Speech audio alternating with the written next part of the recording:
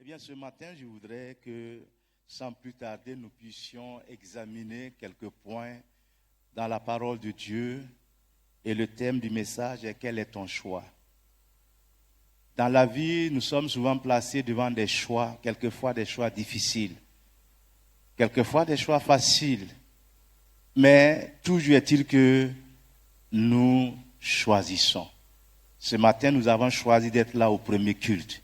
Il y en a qui ont choisi de venir au deuxième culte. Il y a des choix que l'enfant de Dieu doit faire. Et maintenant, quel est ton choix? Et je voudrais voir que dans les choix, au niveau de la vie chrétienne, eh bien, il y a trois possibilités. Trois possibilités, et je voudrais que nous examinions pendant quelques moments la vie du peuple d'Israël. Dans Josué chapitre 24, nous connaissons tous ce passage où Josué a dit au peuple d'Israël, choisissez aujourd'hui qui voulait choisir et qui voulait servir. Mais moi et ma maison, nous servirons l'Éternel. Josué chapitre 24, versets 14 à 17, nous lisons ce qui suit. Maintenant, craignez l'Éternel et servez-le avec intégrité et fidélité. Faites disparaître les dieux qu'ont servi vos pères de l'autre côté du fleuve et en Égypte et servez l'Éternel. Et si vous ne trouvez pas bon de servir l'Éternel, choisissez aujourd'hui qui vous voulez servir, ou les dieux que servaient vos pères au-delà du fleuve, ou les dieux des Amoréens dans le pays desquels vous habitez. Moi et ma maison, nous servirons l'Éternel. Le peuple répondit et dit, loin de nous la pensée d'abandonner l'Éternel et de servir d'autres dieux. Car l'Éternel est notre Dieu, c'est lui qui nous a fait sortir du pays d'Égypte, de la maison de servitude, nous et nos pères. C'est lui qui a opéré sous nos yeux ces grands prodiges et qui nous a gardés pendant toute la route que nous avons suivie et parmi tous les peuples au milieu desquels nous avons passé. Serviez Dieu de tout son cœur. Moi et ma maison. Josué a pris là un engagement très important. C'est vrai, j'ai souvent vu dans les maisons des tableaux avec cette affiche, moi et ma maison, nous servirons l'Éternel. Quelle belle affirmation. Et dans la vie, il y a des choix capitaux que nous devons faire pour une vie heureuse. Dans ce passage, eh bien, je trouve trois choses. La consécration, la compromission ou le conflit. Josué a placé le peuple d'Israël devant ces trois choses. La consécration. La consécration, Josué a fait son choix. Et ce qui est intéressant dans ce choix, c'est que Josué non seulement a pris l'engagement, mais il a aussi engagé toute sa famille. Moi et ma maison. Il ne faut pas que nous nous comportions comme nos parents qui disaient que la hyène disait pourvu qu'elle vienne au monde, peu importe ce que sa maman va accoucher après. Nous devons impliquer notre famille. Nous devons nous engager. Nous devons prendre la décision que non seulement nous, imaginez que vous arriviez au ciel, que vous ne voyez aucun membre de votre famille. Quelle serait votre réaction? Nous devons penser en termes de globalité. Non seulement nous, mais aussi nos enfants. Et Josué a dit, moi et ma maison. C'était un homme qui était prêt à tout pour l'Éternel. Moi et ma maison, nous servirons l'Éternel. Il a amené ses concitoyens à choisir et à se consacrer. Parce que lui et sa maison, non seulement lui, Josué, vous voyez, quand nous lisons la fin du livre du Deutéronome, quand nous lisons tout le livre de Josué, quand nous lisons une partie du livre des Juges, nous voyons que Josué a fidèlement accompli toutes les tâches qui lui étaient assignées. Il a servi fidèlement son Dieu. Il s'est consacré totalement à l'œuvre de Dieu. Et de toute façon, quand il devait prendre la direction, le leadership après la mort de Moïse, Eh bien, Moïse lui a donné ce conseil, ne t'en détourne ni à droite ni à gauche, mais fais exactement ce que la loi te demande de faire. Et c'est ce que Josué a fait pendant toute sa vie. Sa famille aussi était consacrée à l'Éternel. Dans la vie de Josué, rien ne comptait plus que Dieu. Et ceux, je dirais, qui sont consacrés, sont spirituels dans leur nature, dans leur marche. Et cette nature spirituelle les guide et les conduit. Josué voulait en toutes choses plaire à Dieu et totalement engagé dans l'œuvre de Dieu. Il voit les choses de façon spirituelle. Et je parle, nous aussi, en tant que serviteurs de Dieu, nous devons engager toute la famille dans l'œuvre de Dieu. Et j'ai souvent entendu des enfants de pasteurs dire, je ne vais jamais m'engager à servir le Seigneur parce que mes parents ont souffert ou mes parents souffrent. Et quelquefois, la souffrance même voulue par les membres de l'Église que les enfants voient, ils disent qu'ils ne veulent pas s'engager dans l'œuvre du Seigneur. Nous devons faire de telle sorte que toute notre famille soit consacrée totalement à l'œuvre du Seigneur. Il est important pour nous de savoir que dans la vie du chrétien, rien ne doit compter plus que Dieu. Ça, c'est la consécration.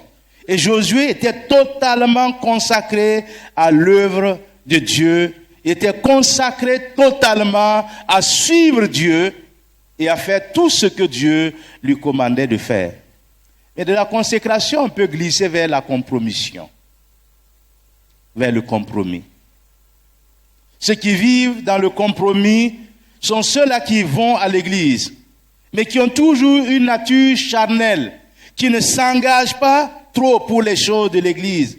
Ils sont certainement nés de nouveau, ils ont connu la nouvelle naissance, mais petit à petit, ils vivent dans la compromission, dans le compromis, en ajoutant des choses à ce qu'ils avaient reçu premièrement. Ce sont les dangers du relâchement de la foi. Mais là, nous voyons, après la mort de Josué et de toute la génération de ceux qui sont entrés dans le pays promis, ce fut un relâchement total. La nouvelle génération qui n'a pas connu les miracles de Dieu s'est tournée vers les idoles du pays dans lequel il vivait. Alors que Moïse lui-même a dit, enseigne, instruis l'enfant. Quand vos enfants vont vous demander pourquoi vous faites cela, racontez-leur ce que Dieu a fait dans le pays d'Égypte, dans le pays de la promesse. Mais il semblerait qu'une grande partie du peuple, eh bien, après la mort de Josué, s'est tournée vers les idoles. Une grande partie a commencé à faire venir une idole, deux idoles, etc., etc., jusqu'à ce que leur maison fût remplie d'idoles. Et là, la colère de l'Éternel va se manifester dans Juge chapitre 2. Il a dit, Josué renvoya le peuple et les enfants d'Israël allaient chacun dans son héritage pour prendre possession du pays. Le peuple servit l'Éternel pendant toute la vie de Josué et pendant toute la vie des anciens qui survécurent à Josué et qui avaient vu toutes les grandes choses que l'Éternel avait faites en faveur d'Israël. Josué, il meurt à l'âge de 110 ans. On l'enterre dans le territoire qu'il avait eu en partage et toute la génération qui est sorti avec du désert, qui a pris possession du pays de la promesse, fut aussi recueilli auprès de ses pères. Et le livre des Juges nous dit, il s'éleva après elle une autre génération qui ne connaissait point l'Éternel, ni ce qu'il avait fait en faveur d'Israël. Il s'éleva une génération. Là, apparemment, il y a eu une rupture. Et vous savez, la vie chrétienne, nous devons transmettre la foi de génération en génération sans interruption, sans rupture. Mais apparemment, les gens ont pris possession du pays. Ils avaient le lait, ils avaient le miel qui coulait en abondance. Et ils ont oublié de transmettre leur foi à la génération suivante. Et qu'est-ce qui s'est passé? Ils abandonnèrent l'Éternel. Ils servirent Baal et les Astartés. La colère de l'Éternel s'enflamma contre Israël et les livra entre les mains des pilleurs qui les pillèrent et les vendit entre les mains de leurs ennemis d'alentour. Alors que quand ils entraient, Dieu leur avait dit de détruire systématiquement tous les habitants, mais la parole de Dieu nous dit qu'ils ont commencé à cohabiter avec les habitants du pays de la promesse, qui avaient leur Dieu, qui avaient leurs idoles, qui les adoraient. Mais qu'est-ce qui peut bien remplacer l'Éternel dans nos vies? Il est dit que l'Éternel leur suscita des juges afin qu'ils les délivrassent de ceux qui les pillaient. Mais ils n'écoutaient même pas les juges, car ils se prostituèrent à d'autres dieux, se prosternèrent devant eux, se détournaient promptement de la voie qu'avait suivi leur père et n'obéirent point au commandement de l'Éternel. Là, il y a eu un glissement. Il y a eu une rupture. Dieu qui, dans les 10 commandements, haïssait les idoles. Tu n'adoreras pas d'autres dieux. Et voilà que ce peuple-là va encore faire ce qui déplaît à l'Éternel. Et vous savez, quand on fait un peu l'histoire, la même famille, c'est-à-dire que l'arbre généalogique qui a pris l'engagement de servir Dieu quand Josué les a mis devant le choix, ils ont dit, loin de nous la pensée d'abandonner l'Éternel. Loin de nous. Et voilà que ce peuple a pris du recul par rapport à leurs convictions. Ils ont laissé tomber leur engagement pour vivre dans la compromission, dans l'idolâtrie. Comme conséquence, la parole de Dieu nous dit que Dieu les a abandonnés aux mains des nations païennes qui vont les tourmenter. Mais par contre, lorsque le peuple obéissait, il remportait toujours la victoire sur ses ennemis. Parce que celui qui vit dans le compromis ou dans la compromission essaie de passer par la nouvelle naissance, mais connaît des hauts et des bas dans sa vie. Quand Josué a dit au peuple d'Israël, choisissez, ceux qui étaient là présents ont dit, nous choisissons l'Éternel. Puissions-nous réellement choisir l'Éternel, non seulement pour nous, mais aussi pour toute notre famille et pour toute notre descendance. Il y a des familles qui ont servi Dieu, mais après les parents, après les enfants, que deviennent les petits-enfants, que deviennent les arrière-petits-enfants? Combien ont su transmettre la foi? Et il y a quelque chose qui m'intéresse beaucoup dans ça, quand Paul écrivait à Timothée, dit, je me souviens de la foi qui habita dans ton aïeul, dans ta mère, Eunice, et qui, j'en suis persuadé, habite aussi en toi. 3 générations. Ah, c'est ce que l'apôtre Paul a vu. La descendance de Timothée, certainement, a suivi les traces de leur papa, de leur grand-mère, de leur arrière-grand-mère. Dans ce cas, il faut que nous comprenions que notre engagement, ce n'est pas juste nous. Il y a des gens qui sont très liés à l'Église. C'est bien. Engageons notre famille. Engageons notre famille afin que toute la famille soit totalement consacrée à l'Éternel. Pourquoi très souvent nous présentons nos enfants au Seigneur, quand ils grandissent, qu'ils commencent à se détourner, nous fermons les yeux. Et l'excuse qu'on donne, c'est leur génération. Mais c'est ta postérité, c'est ta descendance. Et tu te dois de transmettre la foi à tous tes descendants. La parole de Dieu nous dit que ceux qui étaient là eh bien, ils ont commencé à oublier l'Éternel, ils ont commencé à servir les dieux, les idoles du pays dans lequel ils habitaient, et Dieu les a, à son tour, abandonnés, pour les livrer entre les mains de leurs ennemis qui ne pouvaient même pas s'approcher d'eux. Et toute la vie de Josué, il n'y avait que victoire sur victoire. Et là aussi, toutes les fois où Josué a consulté l'Éternel, il a remporté la victoire jusqu'au jour où il a dit, aïe, c'est une petite ville, c'est un petit village, c'est pas la peine d'envoyer beaucoup de gens. Et c'est là qu'il va connaître sa première défaite. On ne minimise pas l'ennemi. On ne minimise pas notre adversaire. Même si nous croyons qu'il est petit, il est capable de faire de grands ravages. Quand Josué a envoyé une poignée de personnes pour aller prendre possession, eh bien, il y a eu la défaite. Il y a des gens qui ont un pied dans l'église, un pied dans le monde. Et dimanche, ils vivent comme des chrétiens. Et dans la semaine, ils vivent comme des païens. Vous savez, on a cette expression, un pied dedans, un pied dehors, on est complètement dehors. Complètement. Et il y en a qui vivent comme ça. Et après, il y a plusieurs années, peut-être, ça c'était au début de mon ministère ici à l'église centrale, peut-être 25-30 ans en arrière. Je suis allé avec un frère de l'église pour voir un Français de la coopération. Il nous a demandé à boire, qu'est-ce que nous voulions boire. Alors que ce frère avait l'habitude de boire des liqueurs avec ce monsieur-là.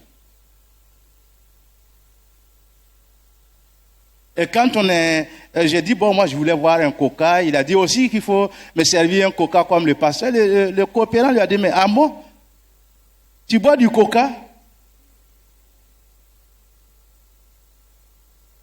Il dit, je sais ce que tu as l'habitude de prendre.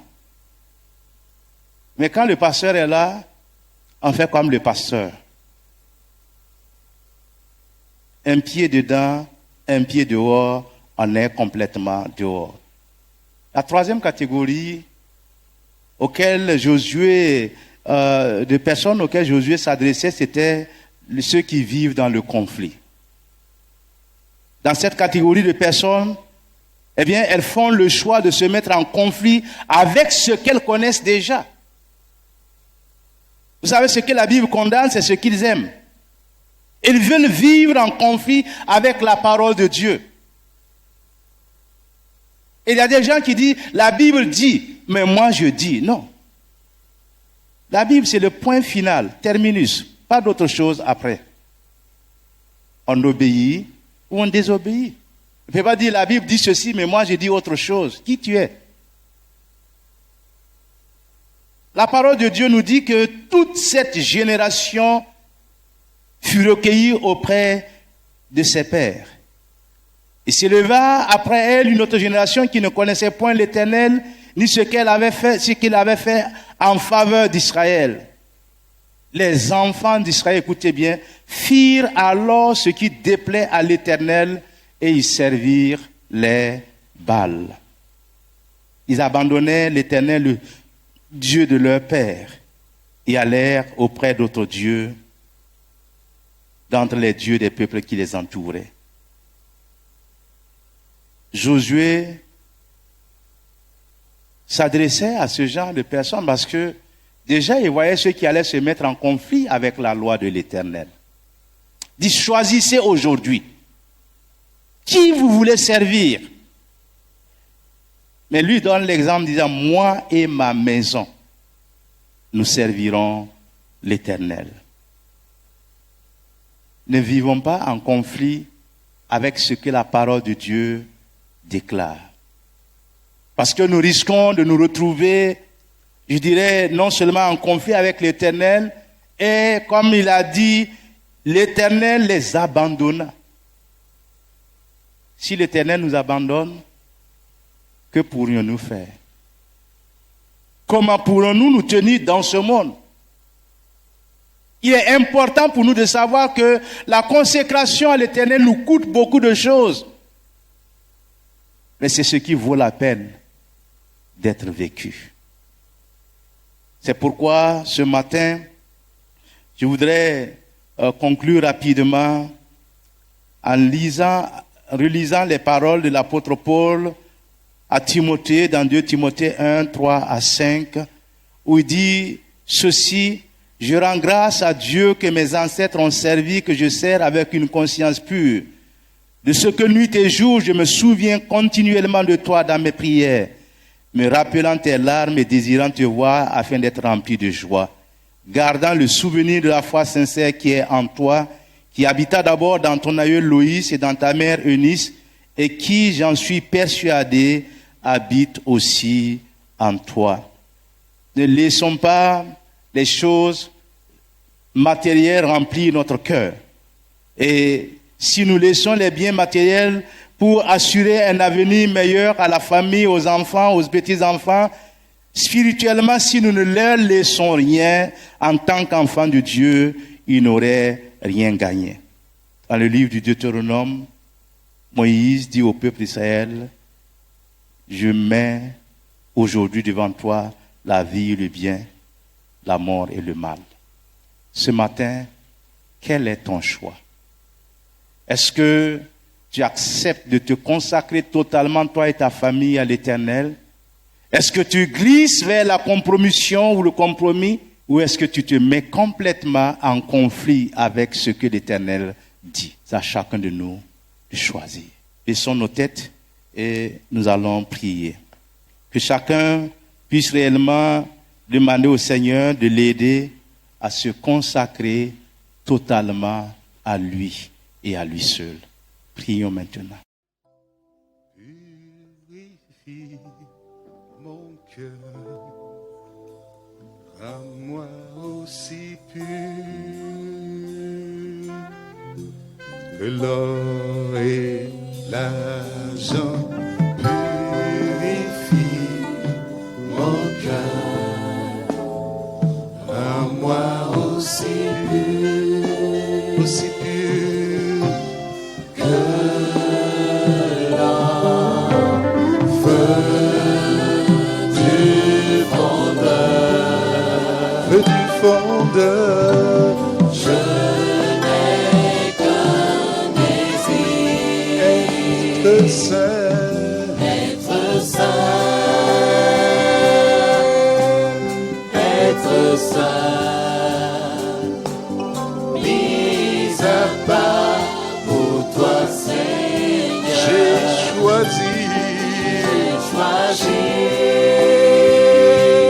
choisi d'être saint, mis à part pour toi, mon seul maître, et prêt à t'obéir. Purifie mon cœur, s'il te plaît, Seigneur, mon cœur, que le sang de Christ lave mon cœur, afin que je te sois fidèle. Purifie mon cœur, purifie. Sans la sanctification, Seigneur, je ne peux m'approcher de toi. Aussi pur que l'or, feu du fondeur, je n'ai qu'un désir,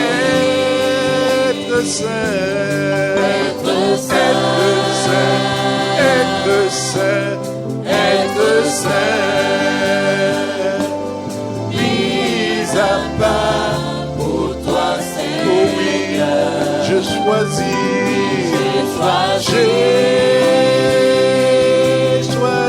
d'être saint,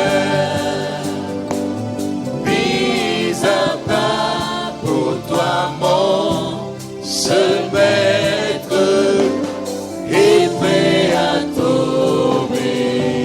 Feu du fondeur, feu du fondeur,